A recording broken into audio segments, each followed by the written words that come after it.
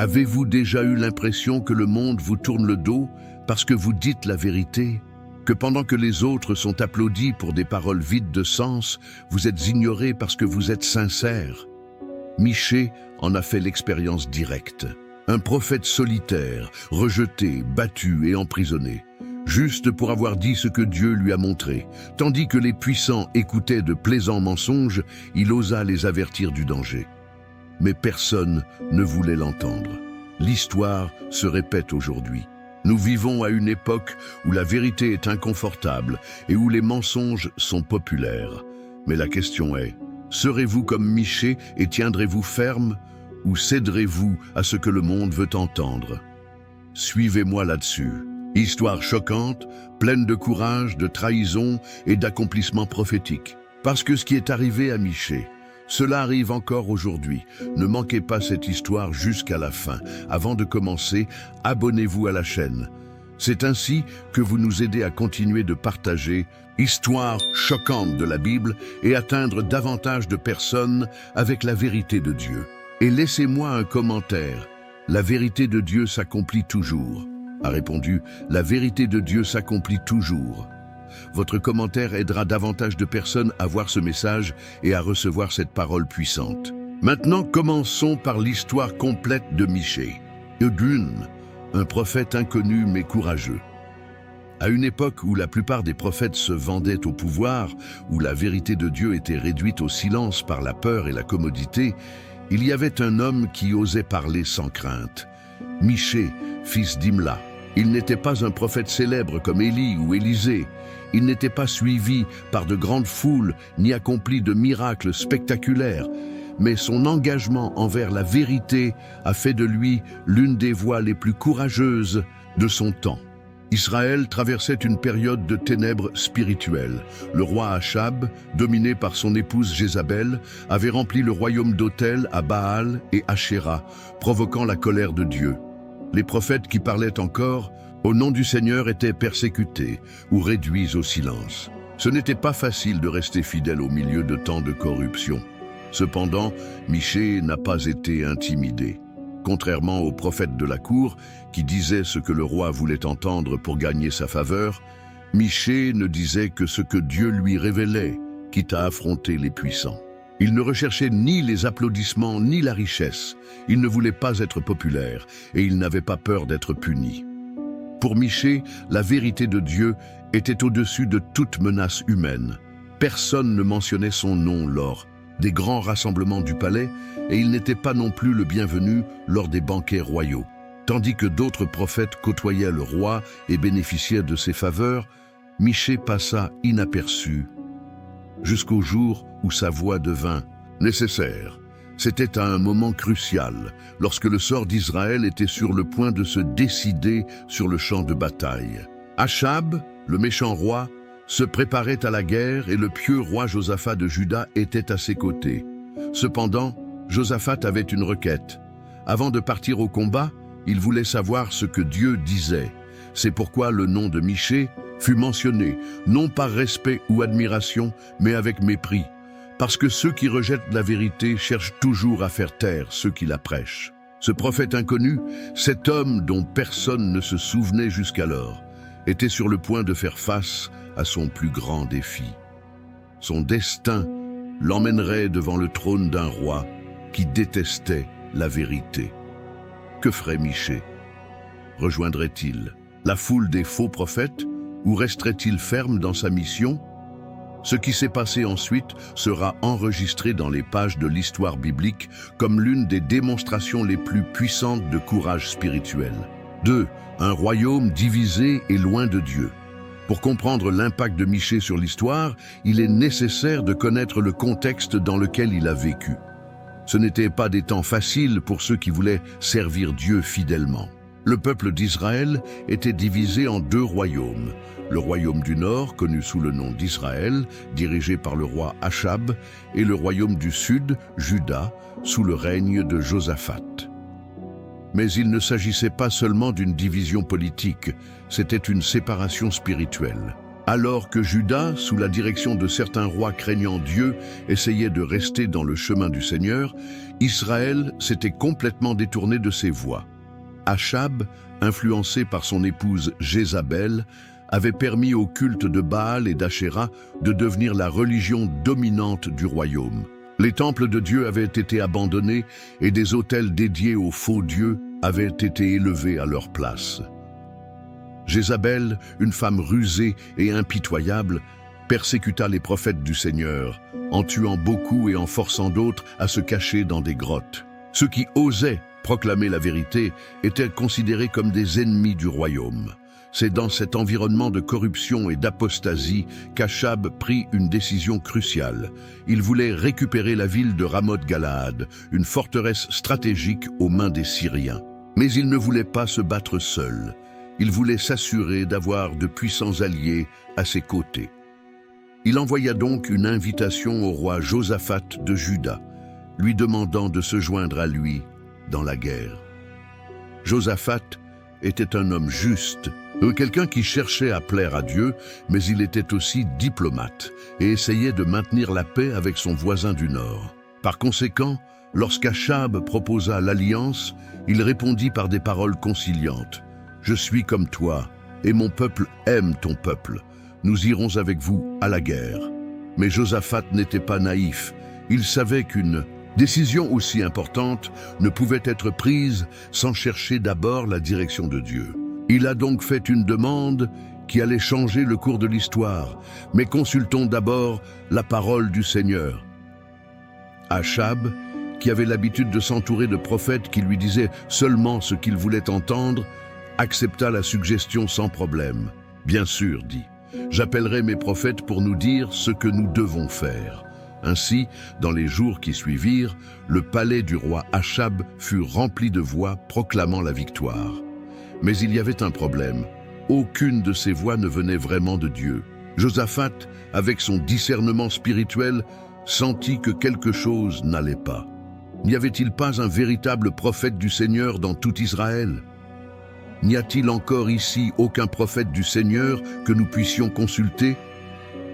Les paroles de Josaphat ont mis Achab mal à l'aise. Sa réponse montrait clairement qu'il existait bel et bien un prophète fidèle à Dieu, mais qu'il n'était pas le bienvenu à la cour. Oui, il y a encore un homme par lequel nous pouvons consulter le Seigneur. Mais je le hais, car il ne me prophétise jamais de bonnes choses, mais seulement des malheurs. Son nom est Michée, fils d'Imla. Josaphat, surpris par la réponse du roi, lui dit « Ne parle pas comme ça, roi. N'ayez pas peur d'entendre la vérité. » C'est alors qu'Achab, bien qu'à contre-cœur, ordonna d'amener Michée. Mais avant son arrivée, quelque chose de sombre se passait à la cour du roi. 3. Le plan de guerre contre Ramoth-Galaad. L'atmosphère à la cour de Samarie était tendue. La grande salle du trône était remplie de conseillers, de fonctionnaires et de prophètes rassemblés pour une cause commune. Décider si le royaume d'Israël devait entrer en guerre contre les Syriens pour récupérer Ramoth-Galaad. Ramoth-Galaad n'était pas simplement une autre ville sur la carte. Il s'agissait d'une forteresse stratégique, située dans la région de Transjordanie, un territoire clé qu'Achab voulait à tout prix récupérer. Sa possession signifiait pouvoir, prestige et contrôle sur une importante route commerciale. Il ne pouvait pas permettre aux Syriens de continuer à l'occuper. Dans son esprit, la victoire était une question de choix. Si lui, en tant que roi, la voulait, alors cela devait arriver. Achab était habitué à régner avec un mélange de ruse et d'idolâtrie, faisant davantage confiance aux faux dieux qu'au vrai Seigneur.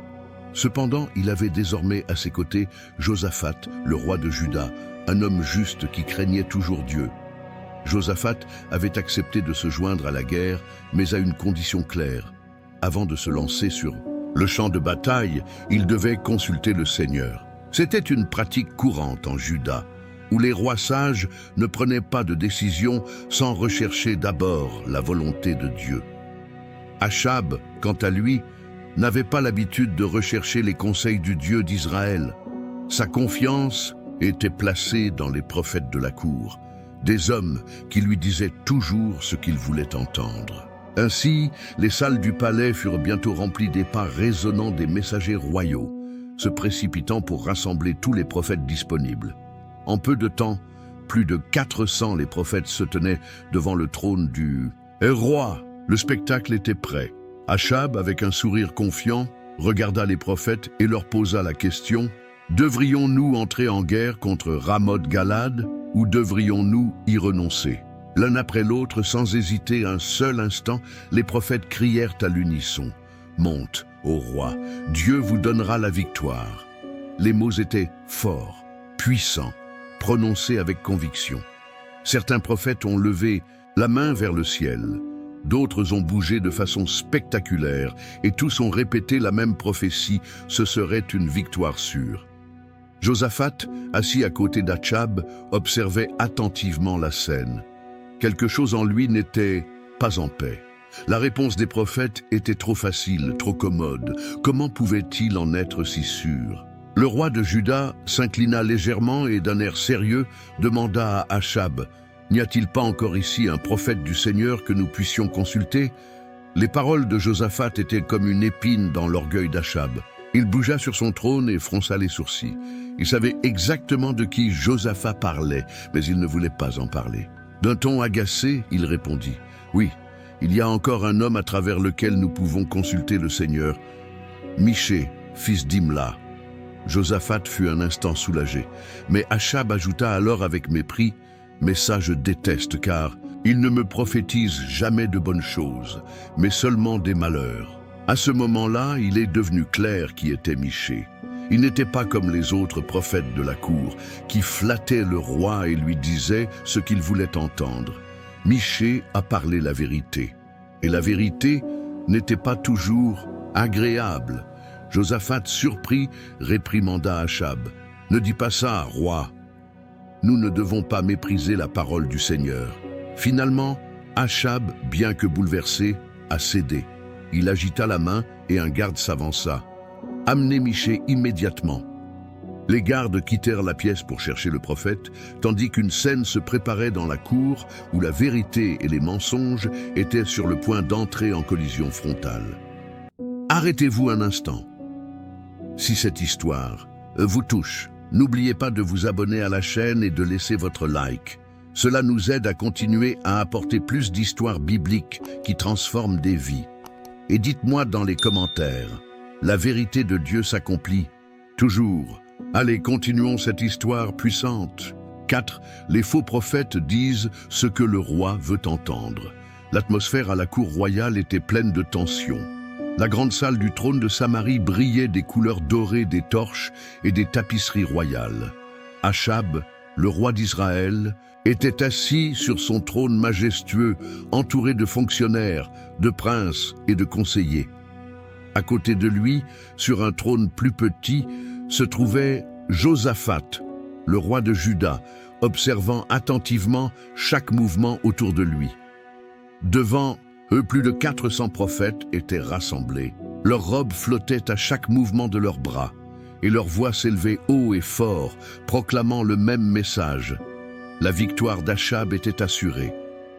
L'un des prophètes les plus éminents, nommé Sédécias, a décidé de faire une démonstration dramatique. Avec des mouvements théâtraux, il s'avança et sortit quelque chose qu'il avait apporté avec lui. 2 grandes cornes de fer. Il les releva fermement et, d'une voix énergique, proclama: « Ainsi parle le Seigneur. Avec ces cornes, vous attaquerez les Syriens jusqu'à les détruire complètement. Il n'y aura personne pour t'arrêter, ô roi. » La foule des prophètes a réagi avec joie. Leurs voix se sont unies dans un chant de victoire. « Montez à Ramoth-Gilead et vous gagnerez. Le Seigneur vous donnera la ville. » Les conseillers et les officiers applaudirent. Les soldats présents se regardaient avec confiance. Tout indiquait que la victoire était assurée. Achab sourit, satisfait. C'était exactement ce que je voulais entendre. Il n'avait pas besoin de s'inquiéter, il n'avait pas besoin d'hésiter. Les prophètes avaient parlé et leur message était clair. Dieu était de son côté. Mais au milieu de tout ce brouhaha, Josaphat resta silencieux. Il y avait quelque chose qui ne convenait pas. La facilité avec laquelle ces prophètes proclamèrent la victoire, la façon dont ils flattaient le roi sans l'interroger, le spectacle qu'ils offraient, c'était trop pratique. Le roi de Juda n'était pas naïf. Il savait que dans le passé, lorsque Dieu parlait par l'intermédiaire de ses vrais prophètes, son message n'était pas toujours celui que les gens voulaient entendre. Dieu n'était pas un serviteur du roi, ni un outil pour réaliser ses souhaits. Dieu a dit la vérité, et la vérité à plusieurs reprises dérangé. Josaphat se pencha légèrement vers Achab et murmura: « N'y a-t-il pas encore ici un prophète du Seigneur que nous puissions consulter ?» Le visage d'Achab changea en un instant. L'inconfort se reflétait dans ses yeux. Il savait à qui Josaphat faisait référence. Et même si je ne voulais pas en parler, je n'avais pas le choix. Il inspira profondément et dit avec dédain: « Oui, il y a encore un homme à travers lequel nous pouvons consulter le Seigneur, Michée, fils d'Imla. » Josaphat fut légèrement soulagé d'apprendre qu'il y avait encore un vrai prophète en Israël. Mais Achab a ensuite ajouté quelque chose qui révélait son cœur endurci. « Mais je le déteste, car il ne me prophétise jamais de bonnes choses, seulement des malheurs. » Les faux prophètes restèrent silencieux un instant, observant la réaction du roi. Puis avec des sourires cachés, ils continuèrent à répéter leur message. « Monte, ô roi, Dieu est avec toi, rien ne peut vous arrêter. » Josaphat regarda Achab sérieusement et répondit calmement: « Ne parle pas. Comme ça, roi, nous ne devons pas rejeter la parole du Seigneur. » Achab soupira d'agacement. Il ne voulait pas appeler Michée. Il savait que ce prophète n'avait pas peur de dire la vérité, quelles qu'en soient les conséquences. Mais maintenant, devant l'insistance de Josaphat, il n'avait plus le choix. Il agita la main et un soldat s'avança. « Amenez Michée, immédiatement, » ordonna-t-il. Le messager quitta précipitamment la salle du trône. Pendant ce temps, les faux prophètes continuaient de proclamer la victoire, assurant au roi que tout se passerait bien.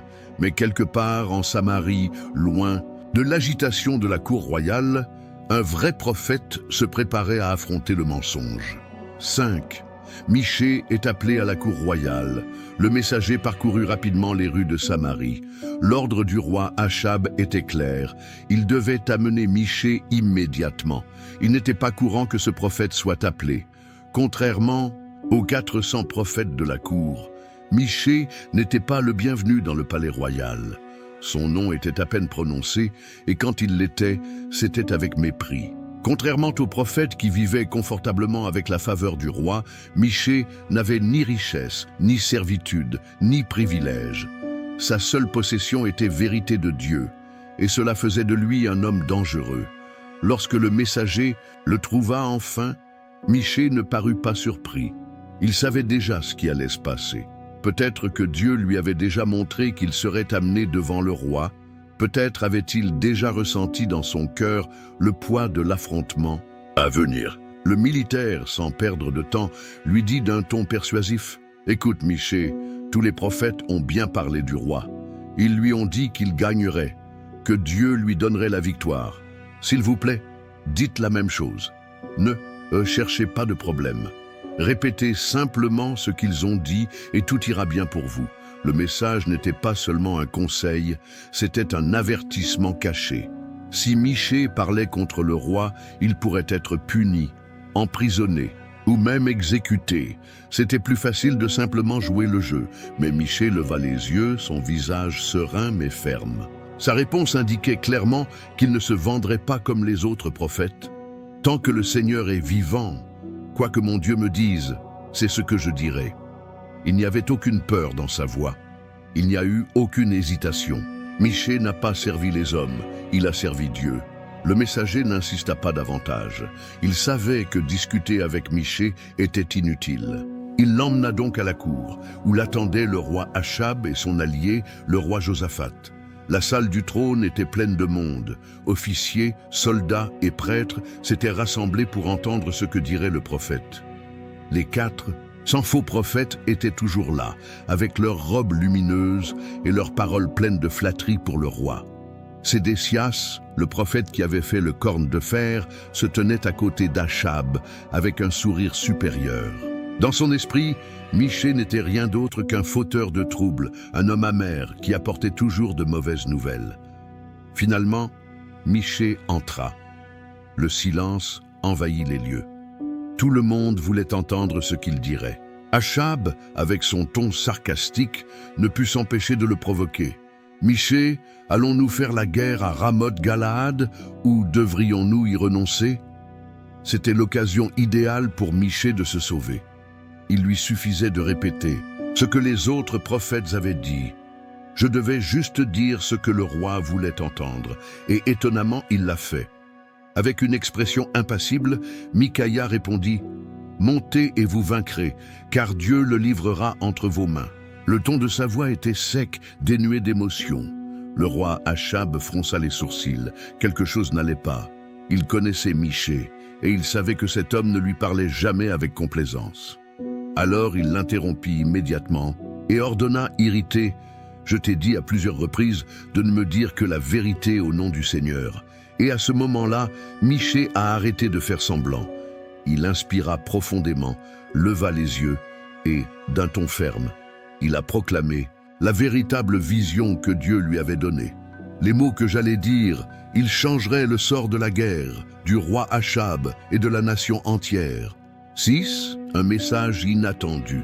Michée prédit la défaite. Le silence dans la salle était accablant. Tous les regards étaient tournés vers Michée. Le roi Achab le regarda avec impatience. Il savait que ce prophète n'avait pas peur de le défier, et c'est pourquoi il le méprisait. Mais cette fois, je voulais entendre la vérité. Michée inspira profondément et, d'une voix ferme, dit « J'ai vu tout Israël dispersé sur les montagnes, comme des brebis sans berger. Et le Seigneur dit « Ceux-ci n'ont pas de maître. » Que chacun rentre chez lui en paix. La salle entière était sous le choc. Ces mots étaient une condamnation à mort. Comme des brebis sans berger. C'était une manière claire de dire que le roi, le chef du peuple, mourrait au combat. Il n'y aurait ni victoire ni gloire, seulement défaite et confusion. Achab, furieux, tourna son visage vers Josaphat et s'écria sarcastiquement « Je ne te l'ai pas dit ?» Il ne me prophétise jamais de bonnes choses, seulement des malheurs.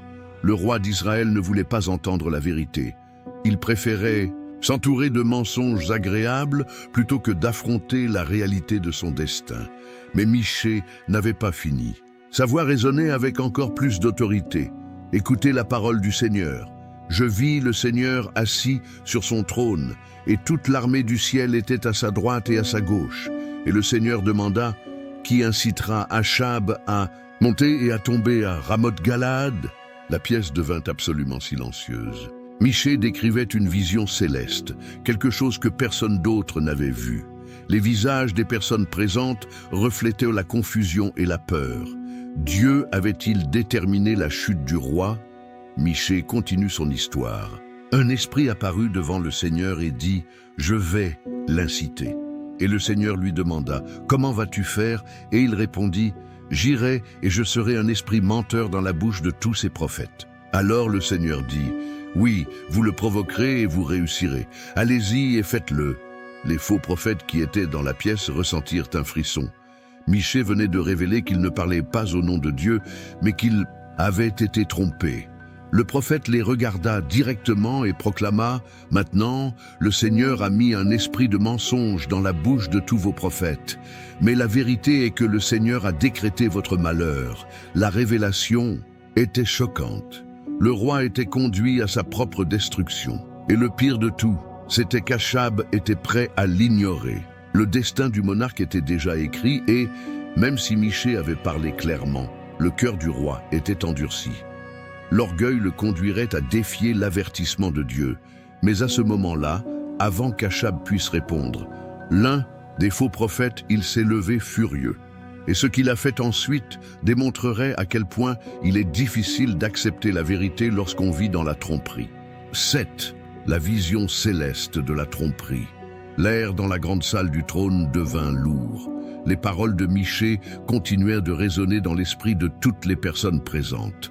Le silence était dense, presque insupportable. Le prophète avait déclaré quelque chose de choquant. Les 400 prophètes qui assurèrent la victoire du roi furent trompés par un esprit menteur. Ils ne parlaient pas au nom de Dieu, mais ont été amenés à prédire une victoire qui n'aurait jamais lieu. Les yeux des officiers et des conseillers allaient d'un côté à l'autre, observant les réactions. Certains semblaient inquiets, comme s'ils savaient au plus profond d'eux-mêmes que ce que disait Michée avait du sens, mais la plupart s'accrochaient à ce qu'ils croyaient déjà. Achab devait gagner la bataille, parce que ses voyants l'avaient prophétisé. Soudain, un homme s'avança en colère. Son visage était rouge de colère et sa respiration était rapide. C'était Sédécias, le chef des faux prophètes, celui qui quelques instants auparavant avait fait grand spectacle avec ses cornes de fer, garantissant qu'Achab attaquerait ses ennemis jusqu'à ce qu'ils soient détruits. Sans hésitation, Sédécias s'est approché de Michée avec agressivité, et d'un seul coup précis, elle le gifla au visage. « Comment oses-tu » il a crié avec mépris. « Depuis quand l'Esprit du Seigneur vous a-t-il quitté pour venir parler à votre place ?» Les murmures dans la pièce s'intensifièrent. La tension était insupportable. Il avait défié Michée en public, voulant le discréditer devant tout le monde. Mais le prophète n'a pas perdu son sang-froid. Il n'a pas mis la main sur son visage et n'a pas non plus répondu avec colère. Il fixa seulement son regard sur Sédécias et lui dit calmement quelque chose qui le laissa sans voix. « Vous le saurez le jour où vous irez de cachette en cachette pour sauver votre vie. » C'était comme un coup invisible. La voix de Michée. « Ne tremblez pas, ses yeux ne vacillaient pas. Je savais ce qu'il disait. » Sédécias fut paralysé un instant. Il voulait répondre, mais son esprit était confus. Ses mains tremblaient. Quelque chose en lui disait que ce que Michée venait de prophétiser se réaliserait. Achab, sur son trône, serra les dents. Je ne supportais plus d'entendre ces mots. Il se leva de son siège et d'un geste de la main ordonna à ses gardes « Prends-le, enfermez-le en prison. Donnez-lui seulement du pain et de l'eau jusqu'à ce que je revienne victorieux. » Le verdict a été rendu. Michée serait puni pour avoir dit la vérité. Mais avant que les gardes ne le traînent hors de la pièce, le prophète éleva une dernière fois la voix. Ses paroles résonnaient avec la force du tonnerre. « Si tu reviens vraiment en paix, le Seigneur n'a pas parlé pour moi. » Un frisson parcourut nombre de personnes présentes. Ce n'était pas une simple prédiction, c'était un jugement définitif. Et avec un regard qui balaya la foule, Michée ajouta « Notez mes mots, tout le monde ici. » L'écho de sa voix flottait dans la pièce alors que les gardes l'emportaient. Mais bien que le prophète ait été réduit au silence, la vérité ne pouvait pas être cachée. Parce que la bataille n'avait pas encore commencé, et bientôt, tout ce qu'il avait dit se réaliserait. Un instant, si cette histoire vous touche, faites une pause et assurez-vous de vous abonner à la chaîne et de l'aimer. Cela nous aide à ce que davantage de personnes entendent cette parole puissante et connaissent la vérité de Dieu. Et dites-moi dans les commentaires, la vérité de Dieu s'accomplit toujours. Continuons cette incroyable histoire. 8. Un prophète frappé par la vérité. Les portes du palais se refermèrent derrière Michée. Les voix de la foule dans la salle du trône s'éteignirent, jusqu'à ce que seul le bruit de leurs propres pas traînés par les gardes subsiste. La décision du roi Achab était claire. Michée devait être enfermé, puni et humilié. Le chemin vers la prison n'a pas été facile. Les soldats n'ont montré aucune pitié. C'est ainsi qu'on apprend à ne pas défier le roi, dit l'un des gardes en le poussant fort. Michée tomba à genoux mais ne fit aucun bruit. Il ne s'est pas plaint, il n'a pas plaidé. Je savais que dire la vérité avait un prix, et il était prêt à payer pour cela. Ce donjon sombre n'était pas un endroit inconnu pour les vrais prophètes. Jérémie avait été enfermé, Daniel avait été jeté dans la fosse aux lions, Élie avait dû fuir dans le désert. Être prophète du Seigneur signifiait faire face à l'opposition des puissants. Finalement, après l'avoir poussé et frappé, ils l'ont jeté dans la cellule. L'odeur de l'humidité et du confinement l'enveloppait. Un soldat s'inclina d'un air moqueur et dit « Seulement du pain et de l'eau, jusqu'à ce que le roi revienne victorieux. » S'il revient, les gardes ont ri avant de fermer la porte avec un grand claquement. Michée est resté dans le noir. Mais, à l'intérieur, il y avait de la lumière. Il n'y avait aucune peur dans son cœur, car il savait quelque chose que personne d'autre ne voulait accepter. Achab ne reviendrait pas vivant. Et même s'il était désormais enfermé dans une prison, sa voix continuait de résonner dans le palais, dans l'esprit des conseillers, dans l'âme de ceux qui avaient été témoins de l'affrontement. Parce que la vérité ne peut pas être enchaînée, et bientôt, sur le champ de bataille, il serait montré qui parlait réellement au nom de Dieu. 9. La bataille et le sort d'Achab. Le soleil commençait à se lever à l'horizon, illuminant le vaste champ de bataille. Ramoth de Galaad attendait, silencieux et provoquant, pendant que l'armée d'Israël se préparait au combat. Le jour de la guerre était arrivé. Le roi Achab, monté sur son char royal, regardait ses troupes alignées. Son armure brillait avec le reflet de l'aube, mais à l'intérieur, l'ombre de la prophétie de Michée ne cessait de le traquer. Malgré la confiance avec laquelle ces faux prophètes lui assuraient la victoire, il y avait quelque chose dans son cœur qui le troublait. Et si Michée avait raison? Josaphat, le roi de Juda, était également là, prêt à se battre, mais son esprit n'était pas en paix. Il avait insisté pour consulter le Seigneur, et maintenant il se retrouvait engagé dans une bataille qui, selon le vrai prophète, était vouée à l'échec. Avant de partir, Achab a pris une étrange décision. Il s'approcha de Josaphat et lui proposa quelque chose d'inhabituel. « Vous portez vos vêtements royaux, dit-il d'une voix contrôlée, mais je me déguiserai et ne porterai pas les vêtements de mon roi. » Josaphat le regarda, confus. Pourquoi Achab voulait-il cacher son identité? Achab ne l'a pas dit à voix haute, mais la raison était claire. Il craignait que la prophétie de Michée ne se réalise. Si les soldats syriens le reconnaissaient, ils l'attaqueraient sans doute en premier. Peut-être qu'en se déguisant, il pourrait tromper le destin. Josaphat accepta sans conteste la proposition. Le plan semblait simple, mais il était plein de tromperies et de lâcheté. Et ainsi, une fois la stratégie établie, l'armée d'Israël marcha vers Ramoth-Galaad, prête au combat. La bataille commence. Le rugissement de la guerre emplit l'air. Les lances se levèrent, les chevaux hennissaient, les cris de guerre résonnaient dans les vallées. Les Syriens, menés par leur roi Ben-Hadad, avaient reçu un ordre clair. Ne poursuivez aucun soldat et ne combattez pas avec les officiers. Trouvez le roi d'Israël et tuez-le. Les chars syriens ont commencé à se déplacer en formation, à la recherche de leur cible principale. Mais quand ils virent Josaphat vêtu de vêtements royaux, ils pensèrent que c'était Achab. « Voilà le roi d'Israël !» a crié un soldat ennemi. Immédiatement, les chars syriens encerclèrent Josaphat prêt à l'achever. Le roi de Juda sentit un danger imminent. Son cœur s'emballa, son sort était sur le point d'être scellé. Mais à ce moment-là, cria au Seigneur. Le son de leurs cris résonnait au milieu du chaos de la bataille. Et soudain, les soldats syriens ont réalisé leur erreur. « Ce n'est pas le roi d'Israël !» a crié l'un d'eux. Les soldats ont changé de direction à la recherche de leur véritable cible. Mais où était Achab ? Le roi d'Israël restait caché parmi ses soldats, croyant que son déguisement le protégerait. Mais alors, un archer syrien, ne sachant pas qui il visait, tirait une flèche au hasard. La flèche vola dans les airs, aussi vite que l'éclair, spirale à travers la poussière et le vacarme de la bataille. Et puis, l'impensable s'est produit. La flèche a touché Achab, juste au point le plus vulnérable de votre armure, entre les plaques qui protégeaient sa poitrine. Le roi ressentit une douleur vive et profonde. Il baissa les yeux et vit du sang couler de la blessure. Le destin l'avait rattrapé. Les soldats à proximité ont immédiatement réalisé « le roi est blessé ». Mais Achab, avec une fierté toujours brûlante en lui, ne voulait pas que la panique se répande parmi ses troupes. Il savait que si son armée le voyait tomber, elle fuirait.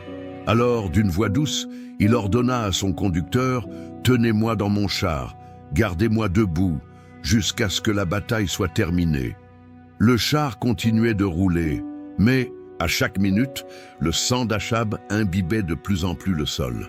Sa vision commença à se brouiller. Les voix autour de lui devinrent lointaines, et alors que le soir tombe, son dernier souffle s'est échappé.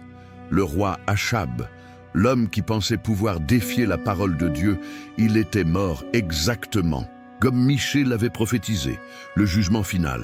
La bataille terminée, les soldats rapportèrent son corps à Samarie, et tandis qu'il lavait son char, le sang d'Achab se mélangea à l'eau. Les chiens, affamés et sans maître, ils léchèrent son sang, comme le prophète Élie l'avait prédit il y a longtemps. Il n'y avait aucun moyen d'échapper au jugement de Dieu. Ainsi se termina l'histoire d'un roi qui, il a rejeté la vérité et a choisi d'écouter les mensonges.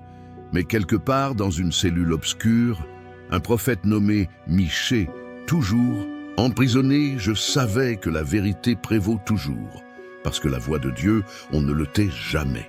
10. La prophétie s'accomplit à la lettre. Le champ de bataille, qui quelques heures auparavant était rempli de cris de guerre, était désormais un théâtre de mort et de défaite. L'armée d'Israël était démoralisée, sans chef et sans espoir. Achab, le roi qui se croyait invincible, il gisait sans vie dans son char de guerre, et avec sa chute, la prophétie de Michée s'était accomplie dans ses moindres détails. Les soldats, épuisés et le visage couvert de poussière et de sang, ramassèrent le corps du roi et le rapportèrent à Samarie. Il n'y avait plus d'honneur, ni de célébration. Il n'y a pas eu de défilé, ni de chant de victoire. Juste, un retour silencieux et sombre.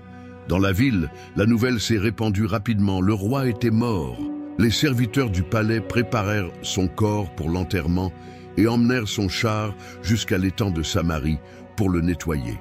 Mais ce qui s'est passé à cet endroit, c'est le rappel ultime que personne ne peut défier la parole de Dieu et échapper à son jugement. Tandis que les serviteurs lavaient le sang d'Achab sur le char, les chiens errants se sont approchés, ont reniflé l'odeur de la mort et ont commencé à lécher le sang répandu, exactement comme cela avait été prophétisé. Bien auparavant, le prophète Élie avait prévenu Achab de son destin. Il lui avait dit qu'à cause de sa méchanceté, les chiens léchaient son sang à l'endroit même où le sang de Naboth, l'innocent que lui et Jézabel avaient ordonné d'assassiner, avait été versé auparavant. Et ainsi, chaque parole de la prophétie s'est réalisée à la lettre. Il n'y avait aucun moyen d'échapper au jugement de Dieu. Achab tenta de tromper le destin en se déguisant au combat. Mais même sa ruse ne parvint pas à le protéger de la justice divine. Le royaume d'Israël était plongé dans la confusion.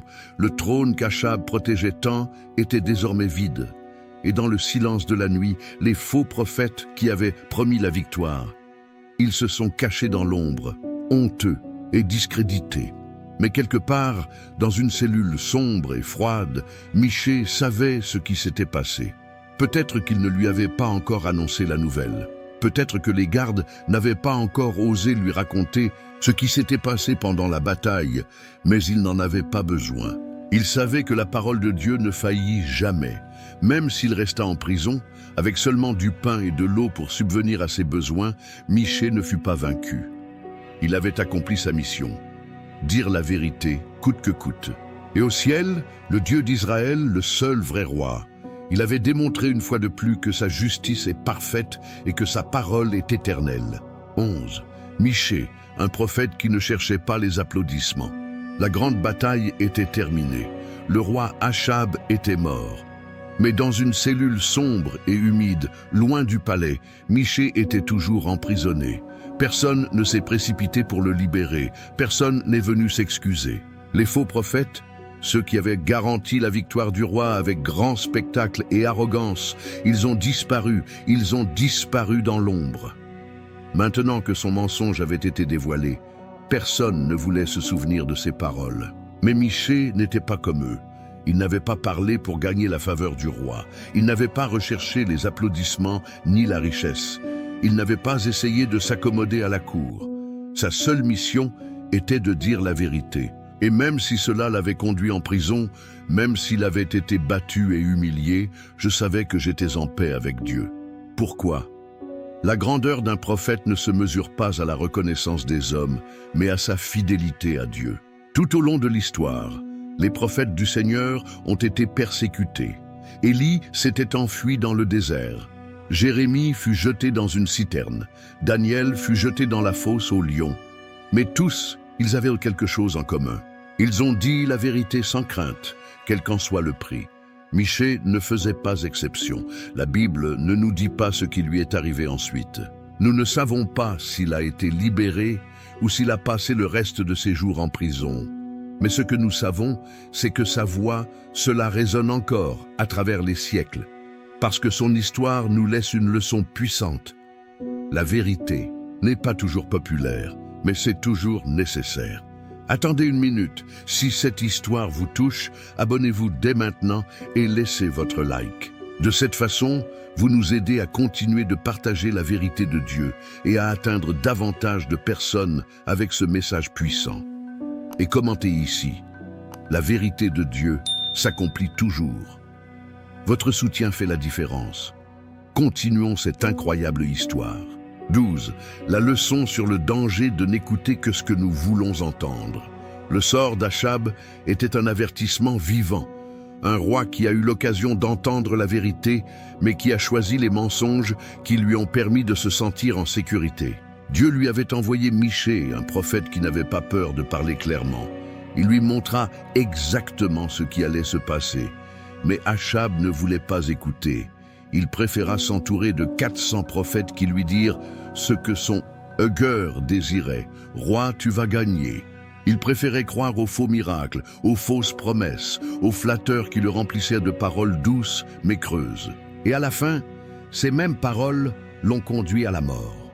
Ce qui est arrivé à Achab n'est pas seulement une histoire du passé, c'est le reflet de ce qui continue de se produire de nos jours. Combien de fois les gens cherchent-ils à n'écouter que ce qui leur plaît? Combien de fois la voix de Dieu est-elle ignorée parce qu'elle ne dit pas ce que nous voulons entendre? Nous vivons à une époque où la vérité a été remplacée par la commodité. Il y a ceux qui préfèrent les dirigeants qui leur parlent de réussite sans effort, de bénédiction sans obéissance, de récompense sans sacrifice.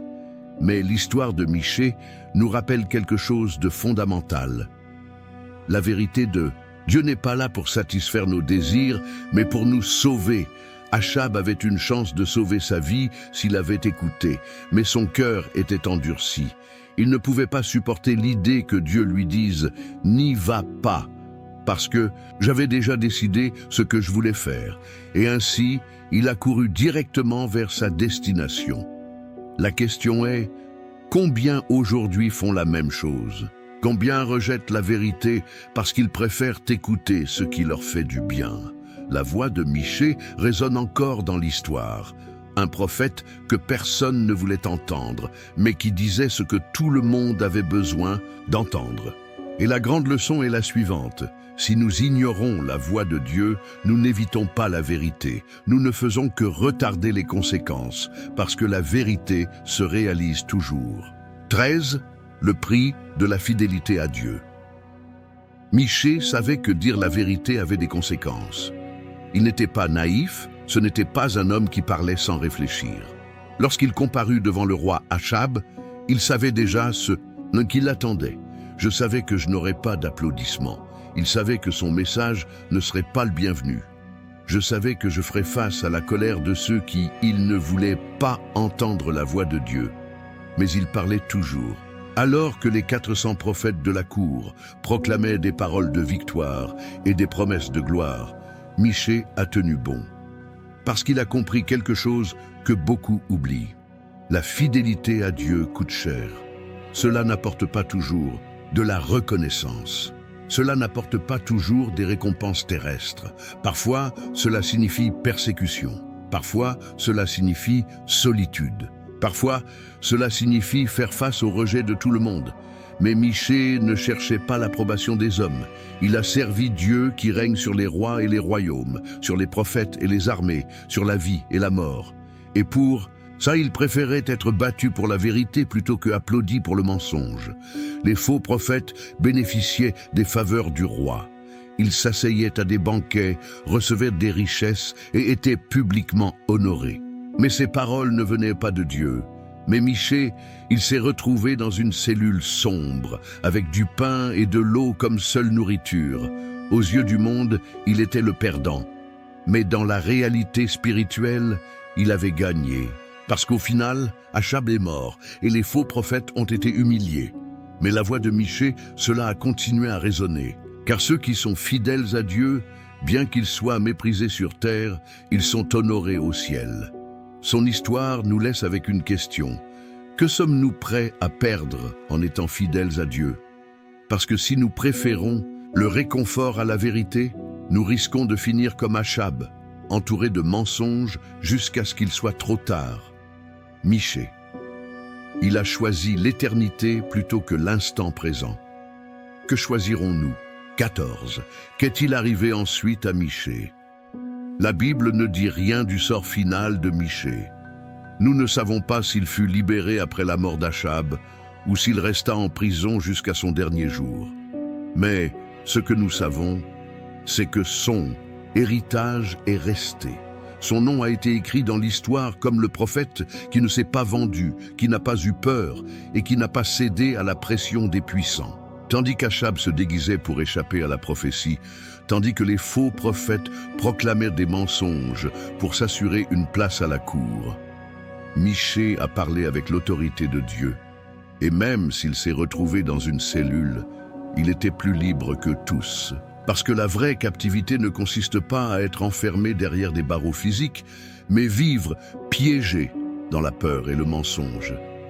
Il est possible que, lorsqu'Achab mourut et que sa prophétie se soit réalisée, Michée ait été libéré.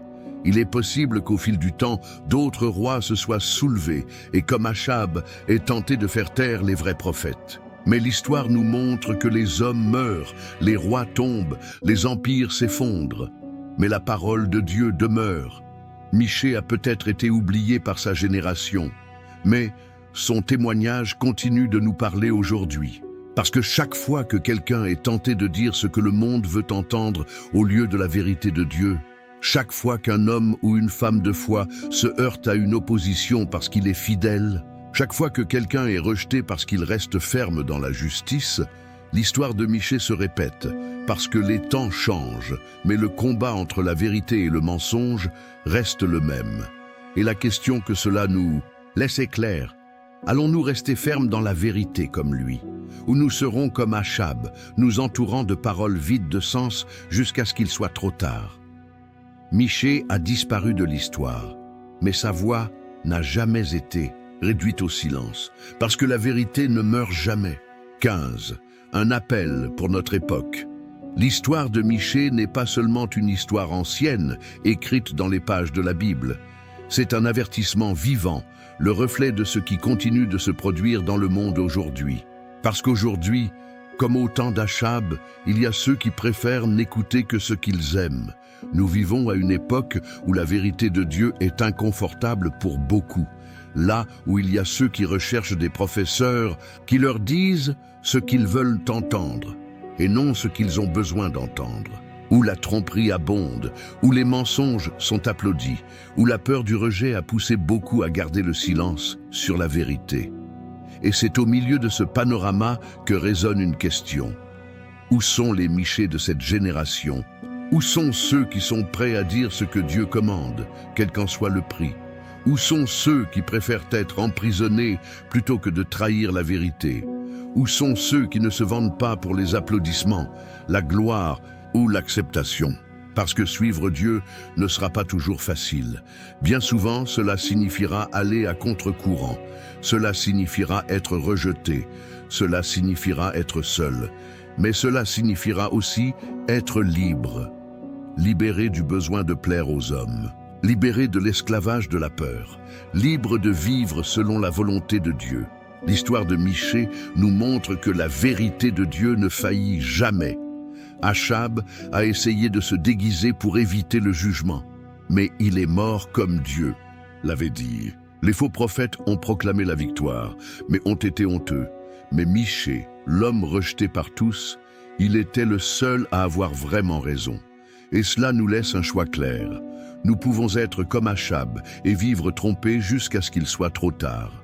ou nous pouvons être comme Michée et rester fermes, même si le monde entier nous rejette. La question n'est pas de savoir si la vérité divine s'accomplira, parce que cela s'accomplira. La vraie question est, de quel côté serons-nous? Lorsque cela se produira, fin de l'histoire de Michée.